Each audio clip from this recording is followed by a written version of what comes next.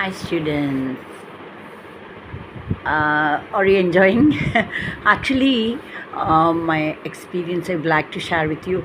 இப்போ வந்து நான் சின்ன பொண்ணாக இருக்கிறப்ப எங்கள் அண்ணா வந்துட்டு ரொம்ப இன்ட்ரெஸ்டாக சமைப்பாங்க. ஏன்னா எங்கள் அம்மாவோட அப்பா வந்துட்டு முன்ன மெஸ்ஸு வச்சுருந்தாங்க. அதனால் அந்த குணம், சமைக்கிற குணம் கொஞ்சமாவது இருக்காதா இருக்கும் இல்லையா? எப்படினாலும் நம்ம டேஸ்ட் எங்கள் அம்மாவோட அப்பா நல்ல இது அம்மாவோட அப்பான்னா எங்களுக்கு அம்மா வழி தாத்தா இல்லையா, பாட்டியும் நல்லா செம்மையாக சமைப்பாங்க. அவங்க மெஸ் வச்சனால அவங்களுக்கு எல்லாம் தெரியும் இல்லையா, அவங்ககிட்ட தெரிஞ்சிருக்கும் நிறைய விஷயங்கள் சமையலெல்லாம். அதனால் எங்களுக்கும் அந்த குணாதிசயங்கள் சமைக்கிற பற்றி அந்த இதெல்லாம் தெரியும் இல்லையா, கொஞ்சம் கொஞ்சமாவது. சரின்னு எங்கள் அம்மாவோட அம்மா அப்பா அப்படின்னா தாத்தா பாட்டி. எங்கள் தாத்தா பாட்டிக்கு 2 பொண்ணுங்க. அதில் எங்கள் அம்மா வந்து 2வது பொண்ணு. முதல் பொண்ணு எங்கள் பெரியம்மா, 2வது பொண்ணு எங்கள் அம்மா. ஸோ எப்படி எங்களுக்கு எல்லாருக்கும் தெரிய வரும் இல்லையா சமையலெல்லாம். இதில் எங்கள் அண்ணா சொன்னேன் இல்லையா, ஃபஸ்ட்டு எங்கள் அண்ணான்னு சொல்லிட்டு, எங்கள் அண்ணா வந்துட்டு அப்போவே எங்களுக்கு வந்து முட்டையை வந்துட்டு இந்த அடுப்பில் முட்டையில் இந்த சட்டி நாங்கள் ஐயரு, அதனால் கொஞ்சம் இதுக்கு கொஞ்சம் தெரிஞ்சுக்கணும் இல்லையா. எல்லாருக்குமே முட்டை சாப்பிடுவாங்க இல்லை, இப்போ எல்லாம் சாப்பிட ஆரம்பிச்சிட்டோம். சில பேரும் அதில் சாப்பிட மாட்டாங்க, சில பேர் சாப்பிடுவாங்க. வடை சட்டியாட்ட அந்த மண் சட்டி, அதில் எங்கள் அண்ணா வந்து எங்களுக்கு தேங்காய் எண்ணெய் பிடிக்கும்.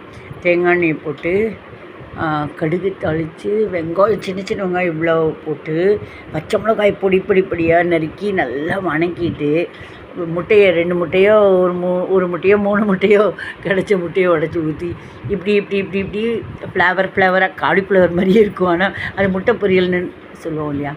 அப்படி வறுத்து 2 முட்டை 6 பேருக்கு குட்டி ஆளுக்கு ஒரு ரூபாய் நாக்கிலேயே ஒட்டிக்கிச்சே டேஸ்ட்டு.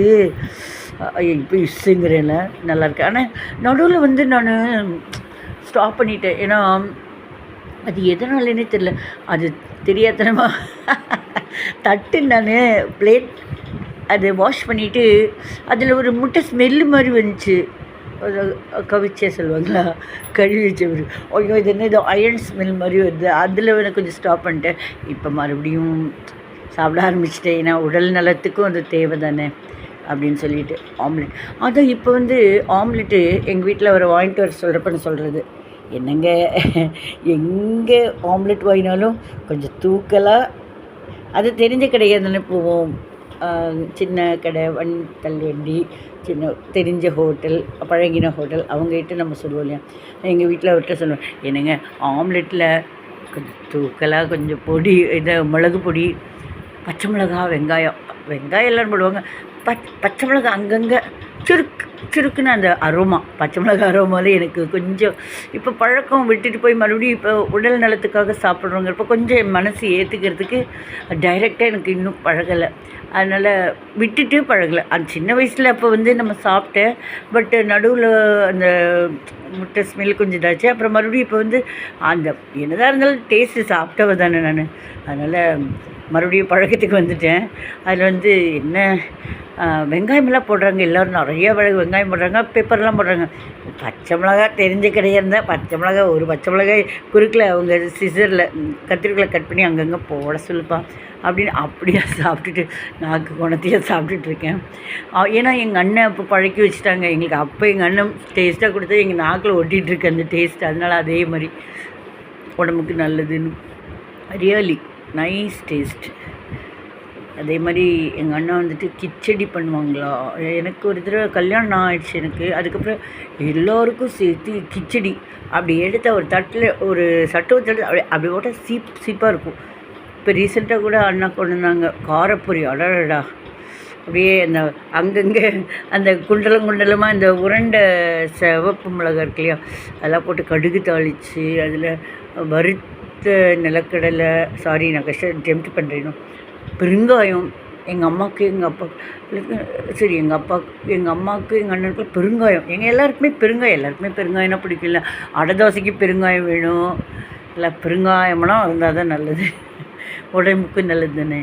ஸோ அதெல்லாம் நல்லா பண்ணியிருக்காங்க. எல்லாருக்குமே எங்கள் அம்மாவோட அப்பா இதில் இருந்தனால, மெஸ் மாதிரி வச்சுருந்தனால ஆட்டோமேட்டிக்காக பாட்டிக்கும் தெரியும். அதனால் எங்களுக்கு இது மாதிரி ஒரு அனுபவமெல்லாம் டேஸ்ட்டாக சாப்பிட்ற ஒரு அனுபவம் கிடைச்சிது. இப்போ வீட்டில் பண்ணுறத விட வெளில வாங்கி இது பண்ணுவோம். அதுவும் 2-3 முட்டையை வந்து ஒரு பவுலில் வச்சு இன்னும் பார்த்தா நிறைய அதில் வெங்காயம் பச்சை மிளகா போட்டு உப்பு லைட்டாக போட சொல்லியிருக்கேன் நான் அவங்களெல்லாம். தெரிஞ்ச கடைக்கெல்லாம் ஒரு மாதிரி. ஸோ கொஞ்சம் கேளுங்க, கொஞ்சம் உப்பு வேணும். ஏன்னா அதனுடைய டேஸ்ட்டான உப்புன்னா எனக்கு கொஞ்சம் கஷ்டமாக இருக்கும். அதோட கொஞ்சம் தூக்கலன்னா உப்பு போட்டிருக்கோங்கிற நினப்பில் சாப்பிடுவேன். சரின்ட்டு அதுவும் அடை தோசையாட்டம் நல்லாயிருக்கும். பிரெத்துன்னு அந்த நல்லா அடர்த்தியாக இருக்கும், கின்னுன்னு அப்படியே எடுத்து சாப்பிட்றப்ப செம்மையாக இருக்கும். ட்ரை பண்ணுங்கள். நானும் என்ஜாய் பண்ணேன் சின்ன வயசில். நீங்களும் என்ஜாய் பண்ணியிருப்பீங்கன்னு நினைக்கிறேன். உங்கள் கமெண்ட்ஸில் சொல்லுங்கள்.